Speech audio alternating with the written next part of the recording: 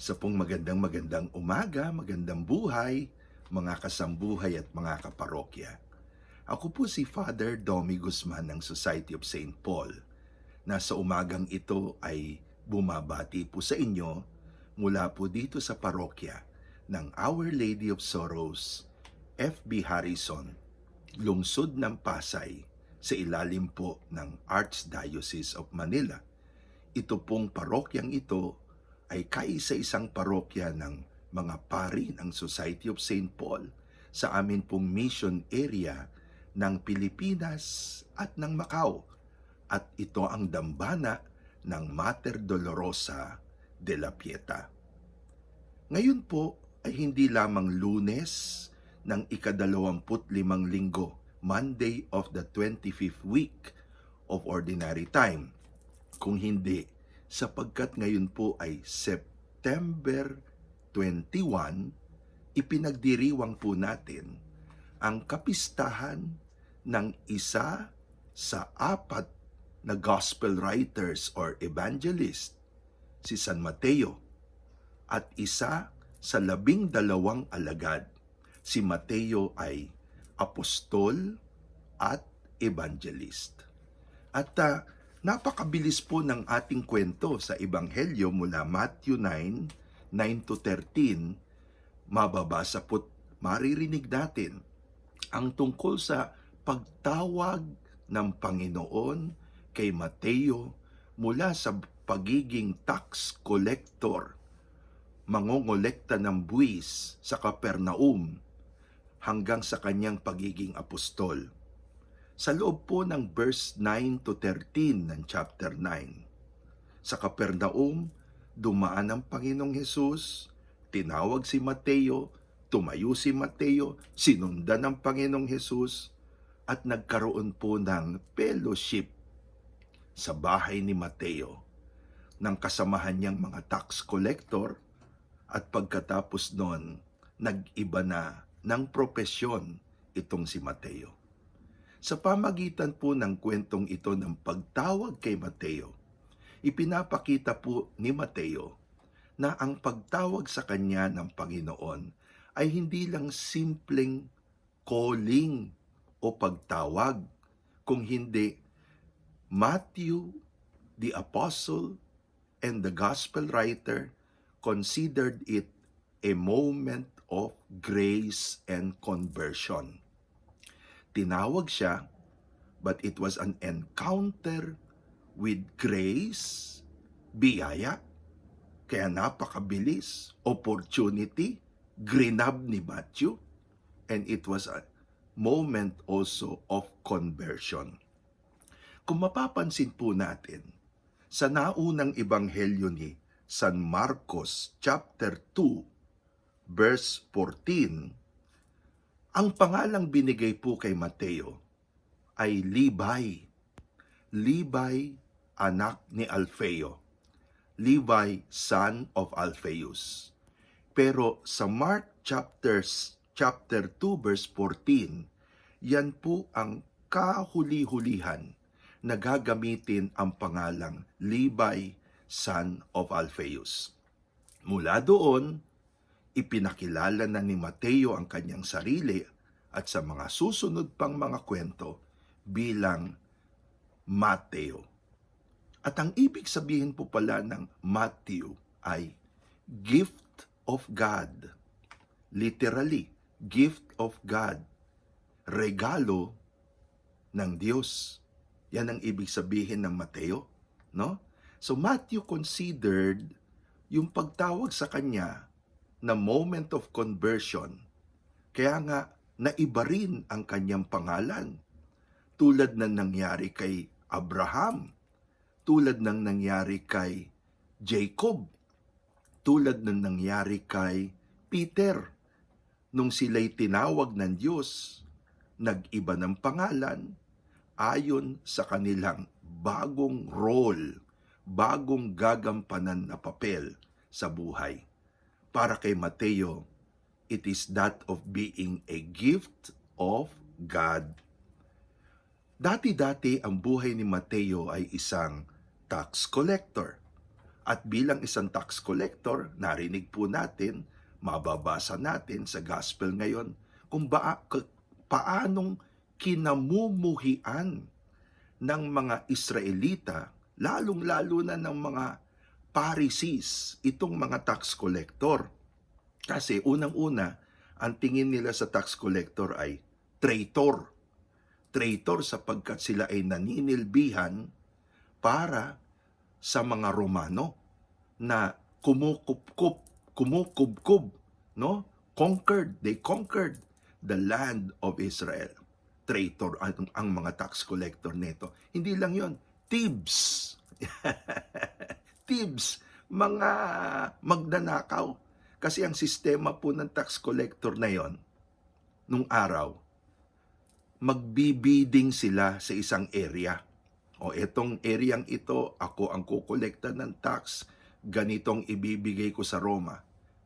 So, mananalo sila sa bidding, babayaran na nila ang Roma, tapos nun, bahala na silang kumatas ng husto doon sa mga tao sa area na yan para madoble, matriple ang kanilang ibinayad sa Roma. At sa ganon, may pera sila na malaki. So, mga traidor, mga magnanakaw, traitors and thieves, pero sila rin ay tinatawag ng mga unclean, mga madudumi, sapagkat palagi nilang kausap itong mga Gentiles, mga pagano. At dahil po dyan, ang tax collector ay isang publican, public sinner. Kilala ang kanyang kasalanan sa publiko tulad ng mga patutot. Kaya magkasama yan palagi, no? Tax collectors, sinners, prostitutes. Yan po ang reputasyon ni Matthew. Pero nung tinawag siya ng Panginoon, tinawag siya ni Lord at siya naman he grabbed the opportunity of the moment. He grabbed the grace of the moment. Matthew opened yung kanyang buhay sa Panginoon. Binuksan niya ang kanyang puso sa Panginoon, no? He lost a lot of money. Biro mo yon. Kung ilan ang komisyon niya sa taxes, nawala niya yon when he opened his heart to the Lord. Ngunit ang ipinalit naman ng Panginoon sa kanya ay kapayapaan, kapanatagan ng konsyensya. Pangalawa, Matthew opened his home to the Lord. Kaya sa Ebanghelyo, nagpista. Bakit ganon? Kasi gusto niyang tipunin ang kanyang pamilya, tipunin ang kanyang mga kasamahan ng mga publikano, public sinners, at ipakilala ang Panginoon. So, bago isinulat ni Mateo ang kanyang Ebanghelyo, Matthew was already an evangelist, tagapagbahagi ng mabuting balita ng Panginoong Hesus sa kanyang mga kaibigan. He opened his heart, he opened his home became a place of evangelization para makilala ng iba ang Panginoon, and then he opened his hands. Heart, home, hands. Iniwan niya ang table ng tax collector, pero binaon niya ang kanyang panulat, ang kanyang pen. At sa dulo ng kanyang buhay, si Matthew ginamit ang pen na yan upang sa ganon, sa kanyang mga kamay, manggaling ang isa sa 4 na canonical gospel na ngayon ay kasama ng Biblia. O hindi ba? Moment of conversion ang calling kay Matthew. Kayo po, kayo ba'y nakaranas na rin ng conversion sa buhay nyo? Ano po ang binuksan ninyo? Heart? Home? Hands? Ayan. Magandang tanongin natin ang buhay natin. Tayong sarili natin po, no? When the grace of God touched us sa buhay natin, how did the Lord open our heart? Ano nilagay niya sa puso natin? How did the Lord open our homes? Ano ang ginawa niya sa ating tahanan? How did the Lord open our hands? Ano ang ginawa niya sa ating mga kamay? O, kung kayo ho ay na-bless uli netong atin pong leksyon ng mabuting balita pagkagising sa umaga sa araw na ito, paki-share, paki-like, paki-post, paki-repost po sa inyo pong timetable at sa timetable po ng inyong mga kaibigan, provided they give you the permission, at ask people to subscribe to our YouTube channel, Domi Guzman, upang tuwing umaga, automatic yan, ma-alert po sila sa ating bagong pagninilay at pag-aaral sa mabuting balita. In the meantime, nais ko pong pasalamatan, ipanalangin at i-bless ang ating mga partners sa ating pong apostolate na ito sa umaga. Ang mga members po ng Monday Prayer Group, Monday Bible Study Group ng San Lorenzo Village, na kasama po si Sister Brenda Reyes, Sister Fortune Ledesma, Sister Nini Licaros, at gayon din po kasama ang Leti Lopez, ayan, at Chit Salud, ayan. Atin din pong binabati, blinebless si Mark Amadeo Balon, si Janina Obias, Gina Ledesma, Jessie Ledesma, at Chris Matthew Obias. Binabati rin po natin ang Dong Joy Lara at ang buong pamilya po nila, ang Rolly at Vicky Inesio, ang kanilang pamilya, at ang St. Joseph the Worker Prayer Group, ang Acts Community, gayon din po ang Buklod Community na kinabibilangan ni Brother Manny, Sister Lulu Recto at ng kanilang pamilya. Gayon din po si Brother George, Sister Noemi Villaruz at ang kanilang pamilya.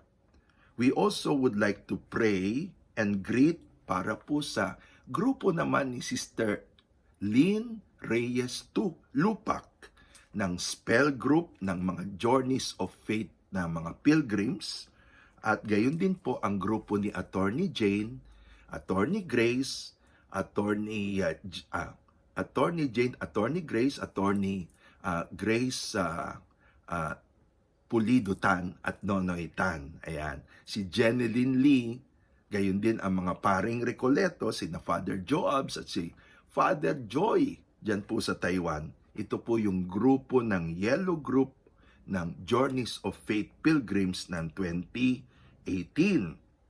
Blessings din po and greetings to Nobelin Libo, Ana Regina Fernandez, June ni Glenn at Marlene ng Sinaon family, si Claudia Soliman, si Raul Gonzaga, si Andre Rose, si Maria Isabel Lopez, si Butch Rolito,